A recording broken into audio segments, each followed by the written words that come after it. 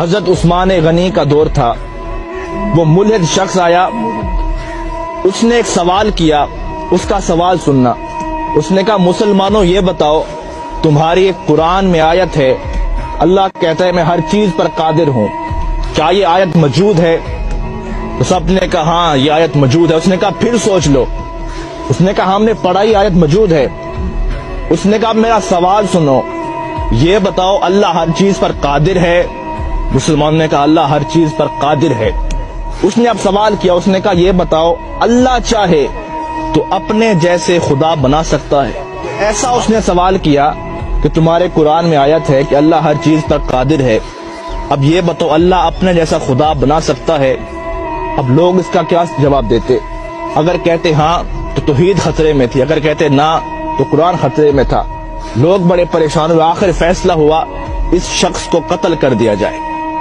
وہ شخص مسکرا پڑا، اس نے کہا میں تو قتل ہو جاؤں گا لیکن میرا سوال زندہ رہے گا، اس سوال کو لوگ سنیں گے اور میرا ایک نظریہ، میری ایک جماعت بن جائے گی۔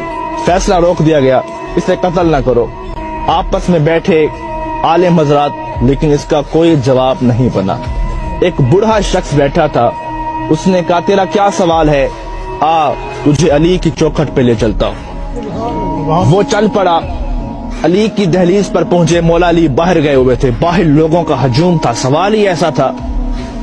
مولا علی شیر خدا واپس آئے، دیکھا لوگوں کا رش تھا، آپ نے پوچھا کیا وجہ ہے؟ اس نے کہا یہ غیر ملحد شخص ہے، خدا کو نہیں مانتا، اس کا ایک سوال ہے۔ آپ نے کہا بتاؤ۔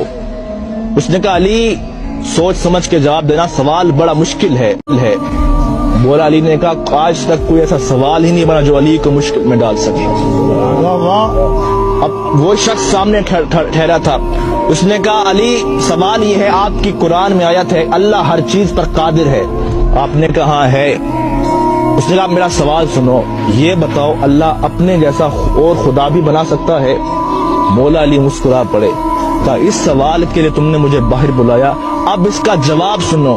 آپ نے کہا ہاں اللہ چاہے تو اپنے جیسا خدا بنا سکتا ہے، کئی خدا بنا سکتا ہے، لیکن فرق یہ رہے گا وہ جتنے بھی خدا بنائے گا وہ سب اس کی مخلوق ہوں گے، خالق پھر بھی وہ اللہ ہوگا۔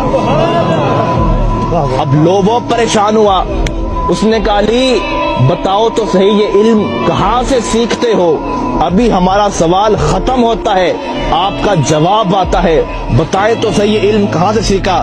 اب مولا علی کا فرمان سننا، کہا سنو ھذا صفت العلم ھذا لعاب رسول اللہ، یہ مصطفیٰ کی لعاب کا اثر ہے کہ علی کائنات کے راز کھول کے رکھ دیتا ہے۔ اس شخص کی چیخ نکلی، اس نے کہا جس کے لعاب سے علی بنتا ہے، جس کا علی ایسا ہوگا اس کا مصطفیٰ کیسا ہوگا، اور جس کا مصطفیٰ ایسا ہوگا اس کا خدا کیسا ہوگا۔